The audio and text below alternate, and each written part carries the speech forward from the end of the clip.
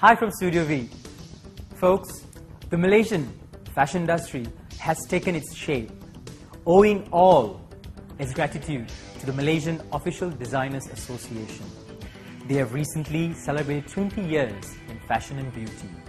And there's one lady and a team put all this together, and we have seen Malaysian fashion to what it is today. We proudly present Gillian Hung, the President of the Malaysian Official Designers Association.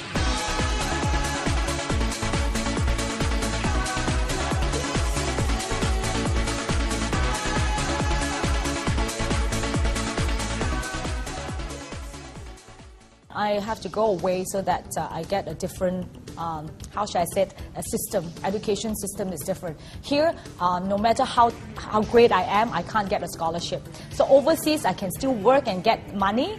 The money is bigger, so at the same time, I can still put myself to school.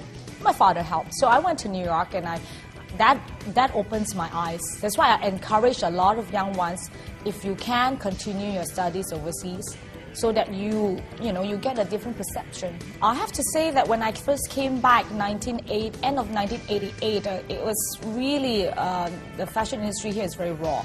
Of course, I cannot compare. I mean, after 6 years living in New York and come back, but still, this is my home. For me, I was born in Ipoh, and when I came back to KL, I was really lost because I couldn't find a job. I don't know where to go. There's no channel at all to actually get into the industry.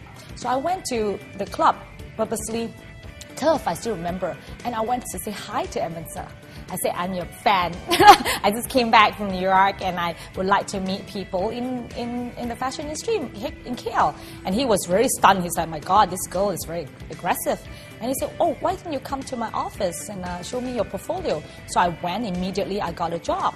After I won the first ASEAN Young Design Competition in Singapore, which is very daring, they pushed me. I have a lot of support, like Emerson, Sunny Sun at the time. I met them, and we became instant good friends. So they encouraged me as a young person should try out. And with my character, yeah, die, never mind, make mistake. Mistake is a good experience. So I went to Singapore, very gung-ho, and I spoke well, and I won. Can you imagine? I won first prize. I was like, oh, against all the Hmong, like Indonesians and the Thai, oh my goodness, the Vietnamese and the Singaporeans.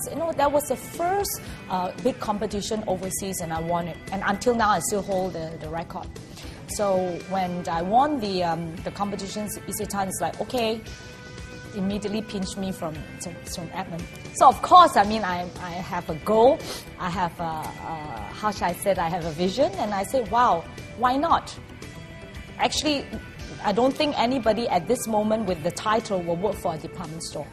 So I became fashion director 3-4 years after, which is, for them, I'm the fastest growth as a young person to hold that title for an international corporation. So I have to, so I created all in all 9 in-house brands for them. So now, through the 20 years, then you can see the department store slowly have the hype, and then a lot of individual brands comes out. Like Seed.